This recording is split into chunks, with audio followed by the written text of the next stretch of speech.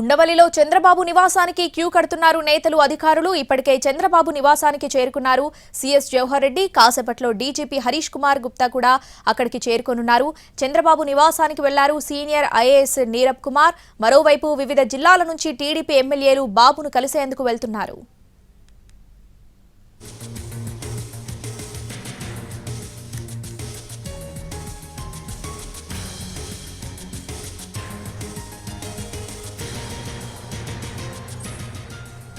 ఇవాళ టీడీపీ అధినేత చంద్రబాబు, జనసేన అధినేత పవన్ కళ్యాణ్ ఢిల్లీ వెళ్లనున్నారు. సాయంత్రం 4 గంటలకు జరిగే ఎన్డీఏ సమావేశంలో పాల్గొననున్నారు. బీహార్ సీఎం నితీష్ కుమార్ తో పాటు ఎన్డీఏ భాగస్వామ్య పక్షాలు కూడా హాజరుకానున్నాయి. కేంద్రంతో పాటు ఏపీలో ప్రభుత్వ ఏర్పాటుకు సంబంధించిన అంశాలపై చర్చించనున్నారు. తన ప్రమాణ స్వీకారానికి ప్రధాని మోదీ, అమిత్ షాతో పాటు ఎన్డీఏ భాగస్వామ్య పక్షాల నేతలను చంద్రబాబు ఆహ్వానించనున్నారు.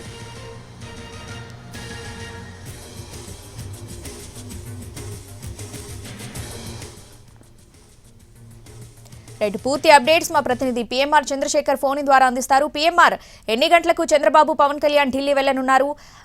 డీటెయిల్స్ ఏంటి దీనికి సంబంధించి? కాసేపట్లో శ్రావణి ప్రెస్ మీట్ నిర్వహిస్తున్నారు టీడీపీ అధినేత చంద్రబాబు నాయుడు. సో ఈ నేపథ్యంలో ప్రెస్ మీట్ అయిపోయిన తర్వాత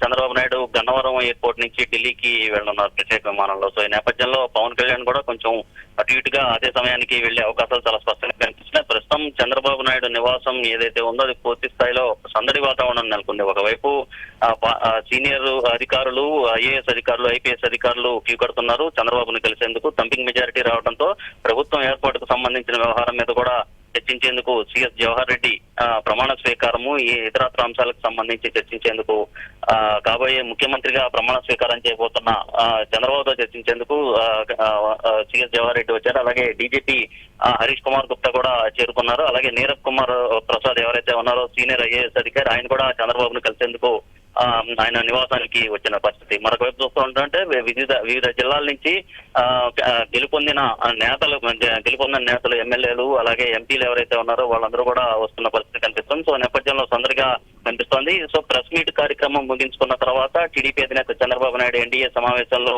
పాల్గొనడానికి ఢిల్లీకి వెళ్తున్నారు. సాయంత్రం తిరిగి మళ్లీ ఉండవల్లి నివాసానికి విజయవాడకు చేరుకోనున్నారు, అమరావతికి రానున్నారు శ్రావణి. సో మొత్తం మీద ఎన్డీఏ సమావేశంలో రాష్ట్రానికి సంబంధించిన ఏ అంశాలు చర్చించాలన్న వ్యవహారానికి సంబంధించి నిన్ననే టీడీపీ అధినేత చంద్రబాబు, అలాగే జనసేన అధినేత పవన్ కళ్యాణ్ ఎట్లాంటి కీలక అంశాలు చర్చించే అవకాశం ఉంది ఈ రోజు సాయంత్రం జరగబోయే ఎన్డీఏ సమావేశంలో?